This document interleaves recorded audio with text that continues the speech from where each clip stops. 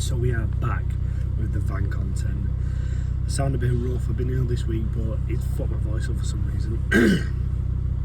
So yeah, we are back on with the van content.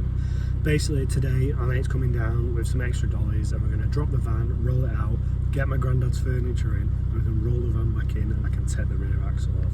Once that rear axle's off, it's plain sailing. I can start stripping all the underside, fuel tank, fuel lines, brake lines, all that, to get it ready for welding. So let's crack on. So, let me explain. So, as you know, if you're new here, I bought this van to do hill climbs within the UK. Now, for some reason, you're not allowed to run commercial vehicles in Motorsport UK in their rules. Nobody can tell me why that rule is there. Anyway, push comes to shove, I've had a chat with a few people and they've said, if they said you can't run commercial vehicles, regardless what it says, it's a van, you can't run it. Unless it's a car-bodied van, you can't run it, it's a van. So this is the state it's in. We've removed the subframe, removed all the engine bay, removed all the clips and all that sort of jazz. I'm in the process of removing the rear axle, but I need to get the furniture in. So I can't take it down the route that I wanted to take it down. So the build is now not going in that same direction. I went for some food with a friend of mine who was picking a car up from London and heading back up to Scotland, and we had the conversation of where to take the van. And he made a suggestion that I'd semi-thought about, but then never acted on it because I wanted to go down the motorsports route. That said, I've come up with a plan to get some help in getting the van where I want it to be.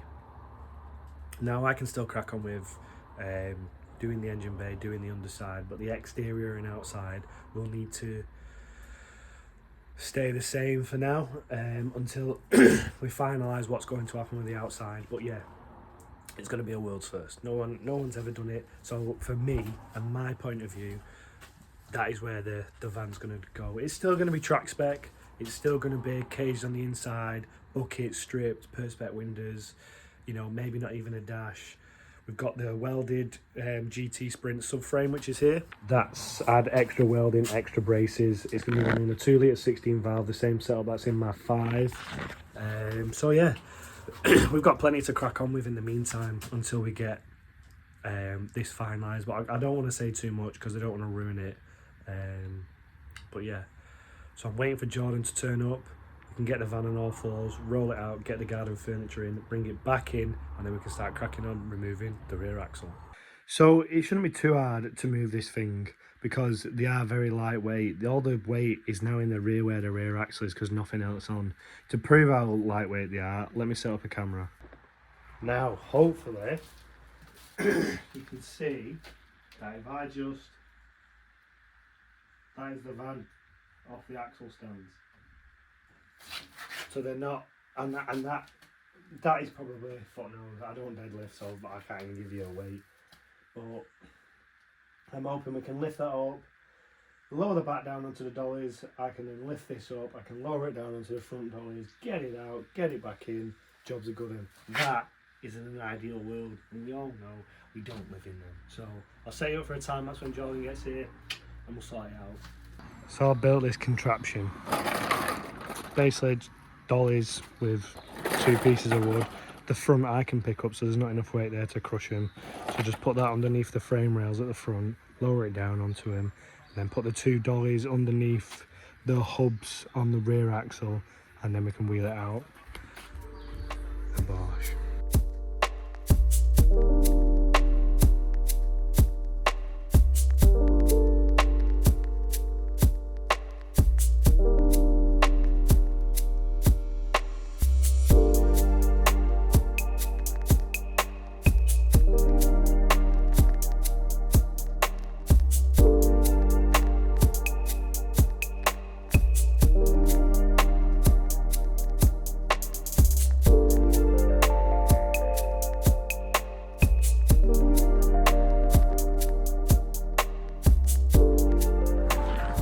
So that is Jordan out of here. We've managed to get the van out.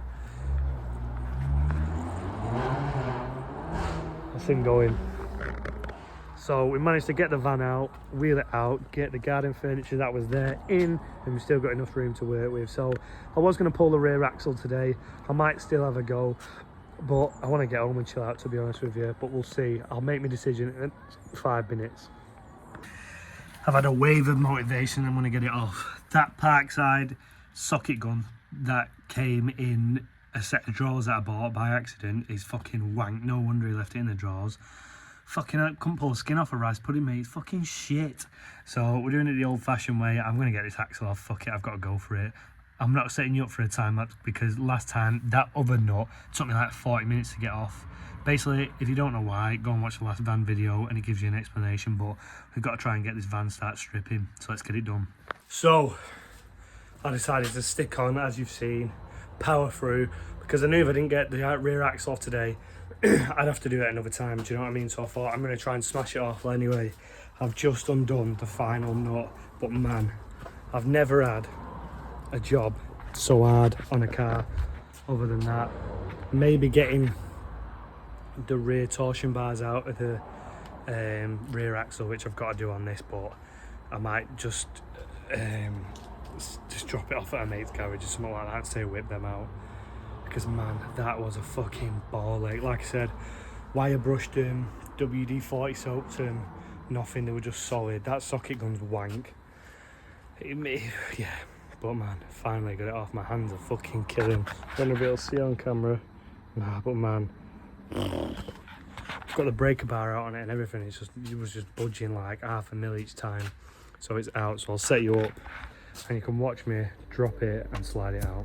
At this point I was struggling with getting the rear axle out because the axle stands were in the way basically, so I had to jack the car up to a point where I could move one of the axle stands, slide one side of the rear axle and then put the axle stand back in, so obviously the van didn't fall over, but we managed to get it out in the end.